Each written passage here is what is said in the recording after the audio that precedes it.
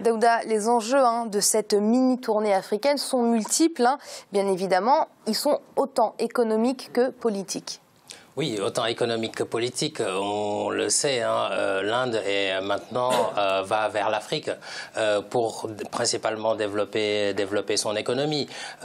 L'économie allant forcément de pair avec la politique, bien entendu, je pense que cette coopération politique est importante.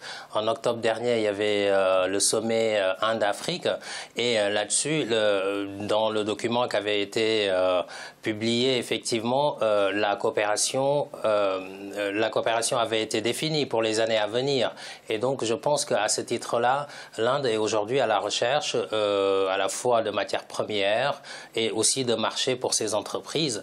Et elle se tourne vers l'Afrique puisque aujourd'hui, c'était pas le partenaire de base, bien entendu, mais face à la concurrence concernant la ruée vers l'Afrique, je pense que l'Inde cherche à se positionner, et ce qui est tout à fait normal. Là, on a une visite en Côte d'Ivoire, au Ghana et en Namibie. Je pense que le choix n'est pas fortuit. C'est des pays quand même qui sont stables, et puis c'est des pays aussi qui se développent. La Côte d'Ivoire est en train de booster véritablement son économie, et je pense que c'est là où il faut être, et le président indien l'a très bien compris.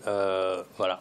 Daouda, on n'a jamais parlé, en tout cas pratiquement pas parlé d'un partenariat gagnant-gagnant entre l'Afrique et la Chine. Est-ce qu'aujourd'hui, ce partenariat avec l'Inde est un peu là également pour rééquilibrer les rapports ? Bon, ce partenariat, il passe à travers des investissements sur le continent, il va passer à travers des milliers de bourses qui sont offertes par le gouvernement indien aux jeunes étudiants africains. Il va également passer, cette coopération, par différents canaux, dont des prêts qui sont des prêts concessionnels, c'est-à-dire des prêts avec des avantages. Et donc, à partir de ce moment-là, c'est quand même intéressant pour l'Afrique.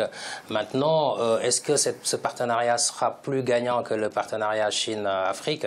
Bon, l'avenir nous le dira. Pour moi, c'est un peu trop tôt. Mais quand on voit le cadrage de cette coopération, il me semble que ça va plus dans un sens, c'est-à-dire de l'Inde vers l'Afrique que l'inverse. Moi, je rêve aussi qu'on en arrive à ce que des entreprises africaines puissent aussi investir en Inde et avoir des ouvertures économiques, ce qui peut permettre de redéployer un certain nombre de recettes pour renforcer le produit national brut des pays africains.